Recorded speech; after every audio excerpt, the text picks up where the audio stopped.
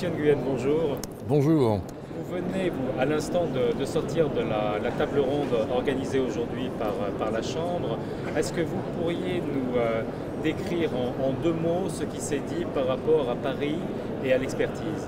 Alors c'est un sujet qui est un peu nouveau, qui est en fait comment en quelque sorte fluidifier les relations entre l'expertise et les différents utilisateurs, qui sont les particuliers, qui sont les entreprises, qui est aussi l'État.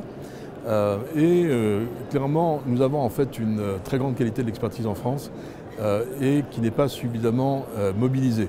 Et donc la conférence ou la table ronde a porté essentiellement sur comment avancer sur cette meilleure connaissance des qualités de l'expertise et qui porte aussi sur des sujets finalement d'éthique, de type d'intervention, de spécialisation. Et tout ceci me faisait penser aux réflexions qu'on avait dans la finance il y a 20 ans, à un moment où la finance n'était pas aussi mondialisée.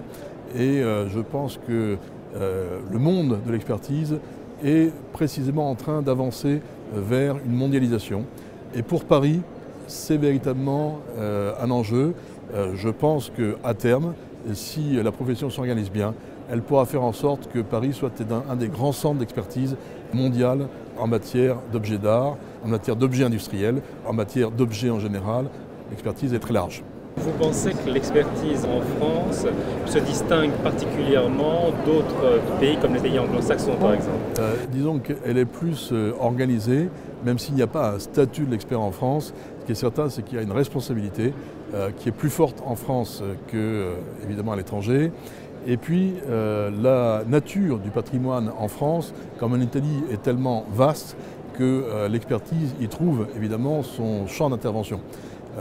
Donc nous avons ici tous les ingrédients pour pouvoir avancer de façon extrêmement positive.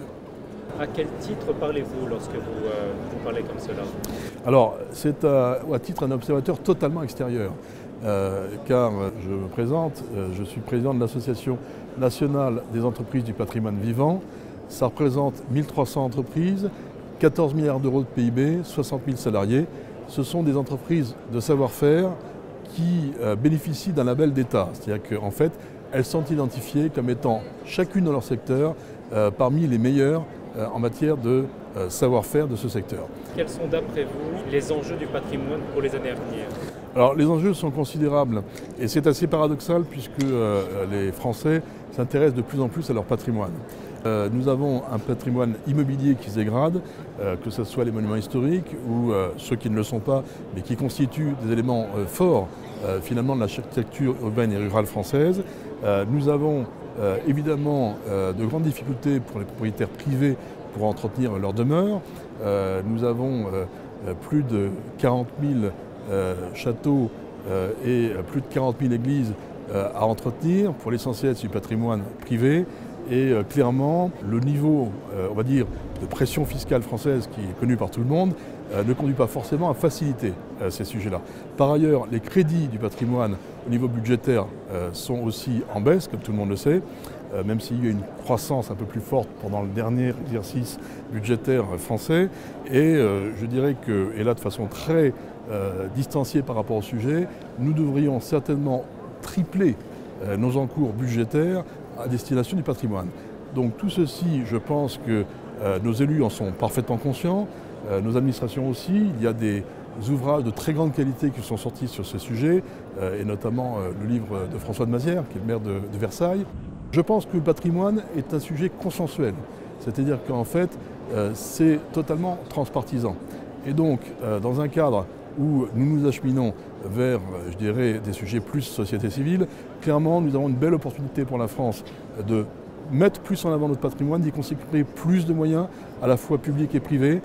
Mais ça, c'est un sujet de volonté et nous attendons beaucoup des années prochaines pour qu'on puisse avoir la concrétisation de ce constat qui est fait par tout le monde. Que pensez-vous de cette première édition du salon? Alors je trouve ça très intéressant parce que coupler les livres rares et les objets d'art, c'est une première. Je pense que ce salon est voué à un bel avenir, surtout sous les arches du Grand Palais. Il faut féliciter en fait les organisateurs d'avoir eu cette excellente idée.